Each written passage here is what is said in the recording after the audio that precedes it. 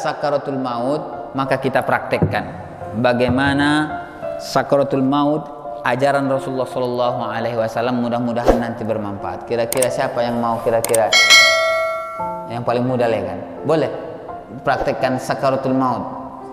Camatnya lah, calon matinya. Memang kalau untuk camat ini, calon mati, tak ada orang yang mau, Pak Ibu.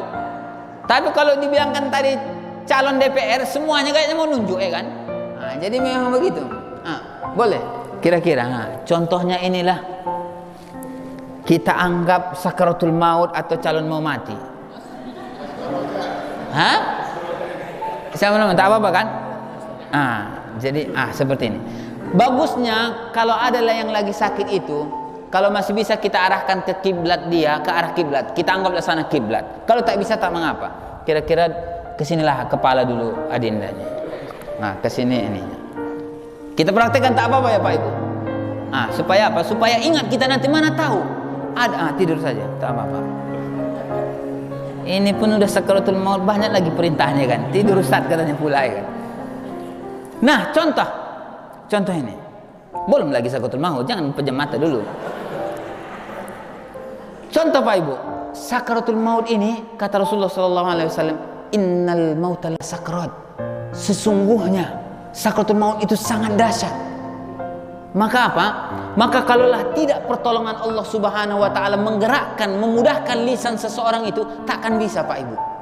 Bagaimana Allah bisa menggerakkan? Kalau orang itu di dunianya sering mengucapkan zikir tersebut, maka dia akan dengan lancar mengucapkannya. Tapi kalau tak bisa diajarkan pun takkan bisa.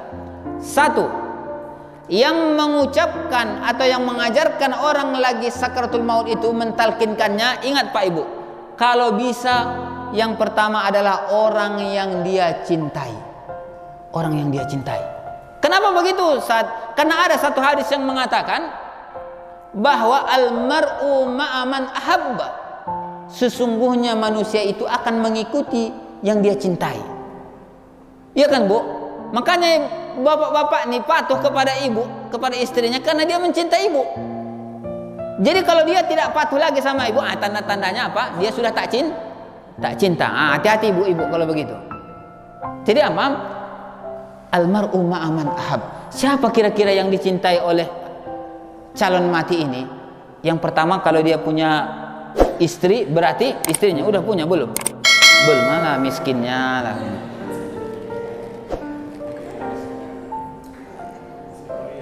Masih kuliah, alhamdulillah. Ini begini-begini, saya mau ustaz yang bisa mengajari. Seperti itu. Saya promosikannya, tenang saja. Jadi apa? Kalau dia punya istri, istrinya yang mentalkinkan. Kalau dia yang sakaratul maut itu seorang istri, suaminya. Kalau tidak ada, orang tuanya atau anaknya. Contohnya orang tuanya lagi sakaratul maut, anaknya yang mentalkinkan. Subhanallah. Dan mentalkinkan itu ada trik-triknya Pak Ibu. Apa itu? Yang pertama tadi orang yang dia cintai. Yang kedua, kalau bisa yang mentalkinkan itu jangan sering-sering. Jangan sering-sering. Dengan kalimat apa kita talkinkan Ustaz? Yang pertama. Yang kedua, dengan kalimat la ilaha illallah.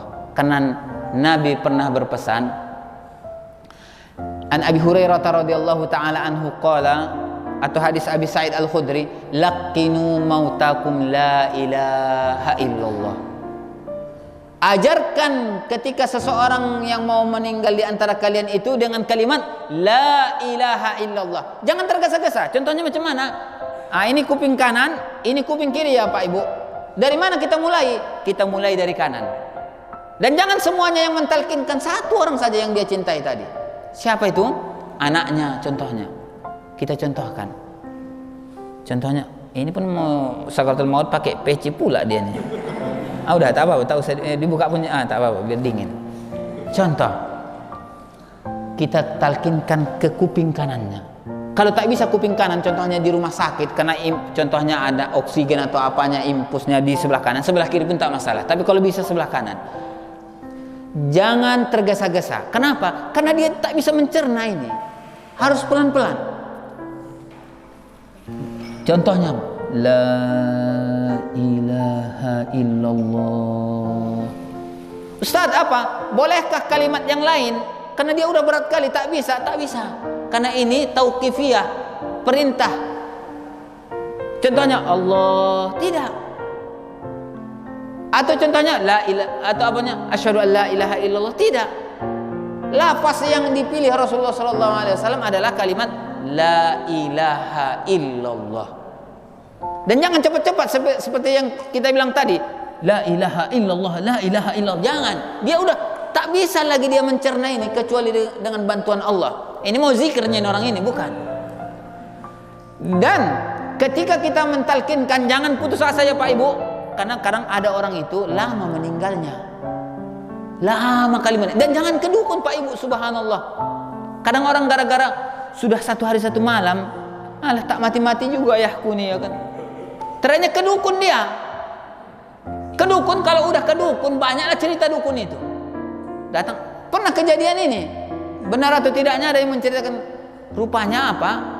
Yang calon mayat ini punya tusuk atau apa namanya itu, ilmu kebal atau susu, sehingga susah meninggalnya. 3 hari 3 malam masih ngap-ngap baung juga, tak mati-mati juga. Pergilah anaknya ke dukun. Datanglah, kalau dukun namanya, carilah daun kelor katanya, pukulkan ke kaki anakmu, ke kaki ayahmu. Dipukulkannya, dibelinya, tak mati juga, tetap ngap-ngap baung juga. Datang lagi anak ini ke dukun tadi, toh apa? Tak mati juga toh. Daun kelor tak mati, iya. Kalau begitu apa? Daun bidara, coba. Daun bidara ini takut setan. Susu itu akan keluar. Dipukulkan juga, daun, beli lagi, tak mati juga. Terakhirnya ada lagi apa? Ada lagi yang sekarang katanya, ini kuat kali nih ilmu kebal orang tuamu dulu ini. Dan dia mau mengucapkan apa kira-kira pantangannya, udah tak bisa lagi dia ngomong. Maka apa?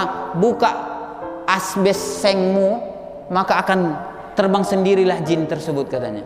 Kalau sekarang macam mana? Orang pakai plafon, pakai ini, terpaksa dibuka semuanya rumahnya, tak mungkin. Tak mati juga, udah dibuka pun sengnya, tak mati juga. Ternyata pusing anaknya tadi, lagi datang lagi dia kepada Atok tadi, toh tak mati juga ini, toh udah 3 hari 3 malam. Si Atok tadi pun udah pusing juga, tak mati juga dengan daun. Iya, kalau begitu pergi ke Panglong, beli daun pintu, pukulkan kepada bapakmu itu, mati deh itu katanya. Kalau daun pintu siapa yang tak mati kan? Orang yang sehat pun mati. Artinya apa? Pak, Ibu, kalau sudah datang ajalnya takkan bisa diundurkan atau dimajukan. Artinya apa? Kita yang hidup, inilah mungkin amalan kita terakhir. Jangan kita tinggalkan orang tua kita ini yang lagi sakratul maut. Kalau kita capek setengah jam, kadang kita ucapkan la ilaha illallah, tak mau juga dia. Udah capek kita setengah jam. Gantiannya Pak Ibu, jangan tinggalkan dia ini. Kenapa? Disinilah kesempatan setan ingin memurtadkan orang yang lagi mau sakratul maut ini. Kalau kita mau keluarga kita dimurtadkan setan, maka tinggalkanlah. Tapi kalau tidak mau, ganti posisi. Contohnya anak yang lain datang lagi, gantian. Yang lain itu istirahat atau mau kerja, dia silakan. Yang ini gantikan. Jangan ditinggalkan. Ketika ditinggalkan, disinilah datang setan, ada yang menawarkan air. Bahkan sampai Imam Ahmad sendiri, Imam Ahmad bin Hambal, ketika sakratul maut, dia pernah diceritakan bahwa dia didatangi oleh syaitan. Ja'a syaitanu ala hizai. Datang setan itu kepadaku. Wa ala anamilihi wa yaqulu ya Ahmad fatani. Fa'akulu la ba'du. Datang setan mengganggu Imam Ahmad ketika mau meninggal. Dia mengatakan, hai Imam Ahmad, maka aku ini sudah putus asa, tak bisa mengganggumu karena engkau orang soleh. Ini yang seperti ini rupanya supaya disanjung sehingga sombong orang yang tadi. Tidak, la ba'du. Tidak, kata Imam Ahmad. Subhanallah. Dan setan akan datang sebelah kanan dan sebelah kiri, menyuruh kita untuk murtad. Sebagaimana gurunya Imam Qurtubi, Ahmad ibn Umar, datang setan sebelah kanan mengatakan, mut Yahudian fa innahu khairul adyani. matilah dalam keadaan Yahudi, agama Yahudi, karena ini sebaik-baik agama. Sebelah satu lagi, matilah dalam keadaan Kristen atau Nasranian, fa innahu khairul adyani. Kata Rasulullah sallallahu alaihi wasallam, mati dalam keadaan pindah kau dari agamamu, ikuti aku, maka engkau akan dapatkan surga. Kita tak ada yang mengingatkan dia la ilaha illallah, terikutlah terakhirnya orang tua kita ini. Makanya kadang ada orang tua itu meninggalnya, Ustaz, kadang macam mana cara-cara meninggal orang yang baik itu? Saya lihat matanya ke atas. Ini wajar, Pak Ibu. Kenapa? Karena kata Rasulullah SAW, ketika ruh itu keluar, ittaba'ahu al-basar. Ketika ruh itu mau keluar, maka mata ini melihat. Kita lihat dari awal pertama dicabutnya, mulai dari kita lihat kakinya dingin. Udah dingin pula kaki kan? Karena AC Ustaz kan, dingin. Contohnya dingin. Dari sini mulai baru cabut. Makanya ketika tanda-tanda orang mati, Pak Ibu, mati yang husnul khatimah, yang baik, kata Rasulullah sallallahu alaihi wasallam, al-mu'minu yamutu bi araqil jabin. Sesungguhnya orang yang meninggal baik itu tanda-tandanya di sini ini keluar keringat jagung. Berpeluh dia, Pak Ibu. Ini tandanya apa? Sakratul maut. Karena memang susah sakratul maut ini dan sadis sekali. Jadi kedua begitu. Yang pertama jangan tergesa, yang pertama orang yang mencintainya. Yang kedua jangan tergesa-gesa dan jangan putus asa.